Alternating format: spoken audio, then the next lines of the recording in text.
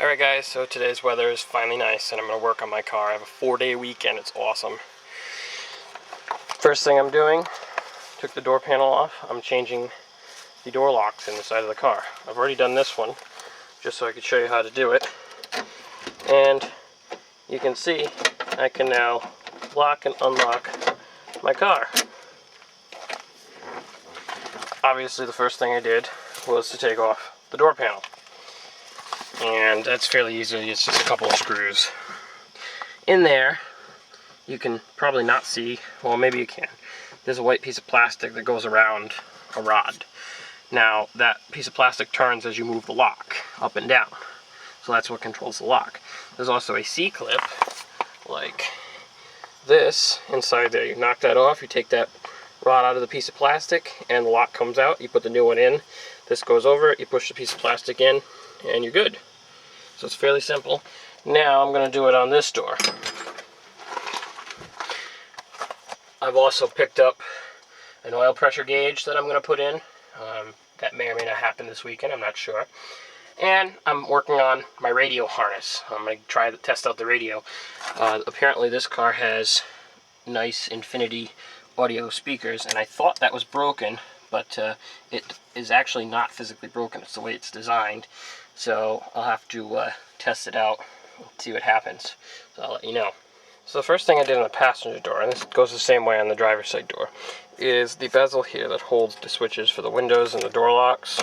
There's a little tab up here, you pop a little flat blade screwdriver in there, push down, the whole thing will pop out, and then there's two screws holding the switch system in, and you pull that out, pull those out, you pull these two screws out, and the door panel should lift up and off. So now I've got the door panel out of my way. I'm going to pull this plastic back so you can access behind the door. So now I got the plastic pulled back, and in there, maybe you can see, maybe you can't, I can't really tell on the camera. The little pink plastic piece is the same on the other side, and the C-clip. I'm going to knock those off and pull the lock out and put the new one in. Alright, so I got the new lock in. The replacement lock, it's not new. And I'm going to put my key in. And you can see I locked the door, can't open it. Open it. And it was really simple, all in all, to change the locks. I didn't think it was going to be this easy, to be honest. So, you know, if you need to change the locks, it's really easy.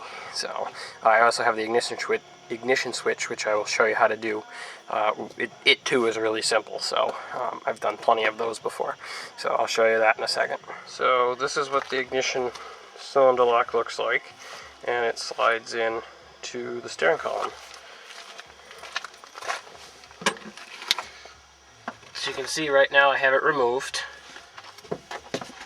and that's what the inside of it looks like, or inside of the column on the steering wheel.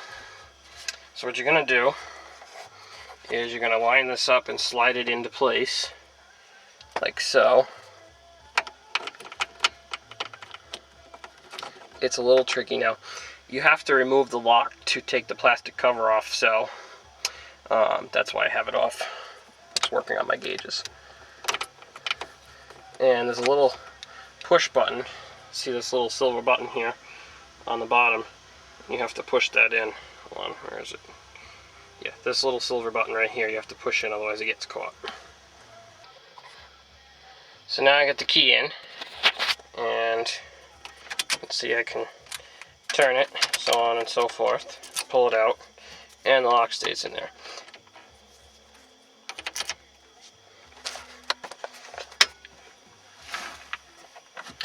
So the trick to removing the ignition lock is underneath that little silver button I showed you. You have to take the bottom of the plastic housing off. So this plastic housing goes over the steering column, the bottom to it. Take that off, put the key in, turn it to the run position, take a little Allen wrench or a small flat or Phillips head screwdriver or something pointy like that, push the little silver button that I showed you earlier up, and then pull the whole cylinder out. Now be careful not to take the key out when you're done, because the whole lock mechanism will actually fall apart, and then you have to replace it.